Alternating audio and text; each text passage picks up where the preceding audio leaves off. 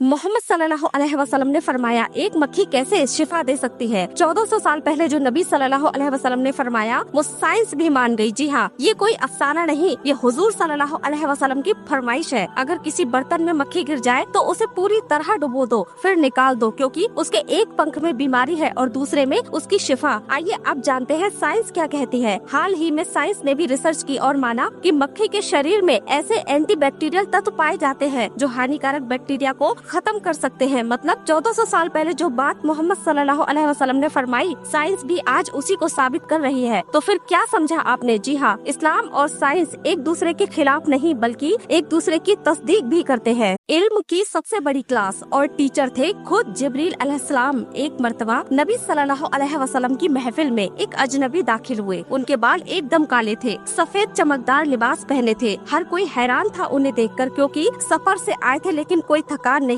और उन्हें कोई जानता भी नहीं था। वो घुटनों के बल हुजूर सल्लल्लाहु अलैहि वसल्लम के सामने बैठ गए और सवाल पूछने लगे, इस्लाम क्या है, ईमान क्या है, एहसान क्या है। रहमतुल लिल आलमीन मोहम्मद सल्लल्लाहु अलैहि वसल्लम ने सवाल का जवाब दिया। फिर वो शख्स चले गए और कुछ देर बाद मोहम्मद सल्लल्लाहु अलैहि वसल्लम ने फरमाया, वो जिब्रील थे, तुम्हें तुम्हारा दीन सिखाने आए थे। सोचिए दोस्तों, अल्लाह ने सबसे बड़े फरिश्ते को हमें दीन सिखाने के लिए भेजा, वो भी इंसानी शक्ल में, ताकि बात दिल में उतर जाए। इस्लाम सिर्फ इन्हीं 3 चीजों का निचोड़ है, इस्लाम, ईमान और एहसान। जिब्रील अलैहिस्सलाम तो चले गए, लेकिन उनके लाए हुए सवाल आज भी हमसे जवाब मांगते हैं।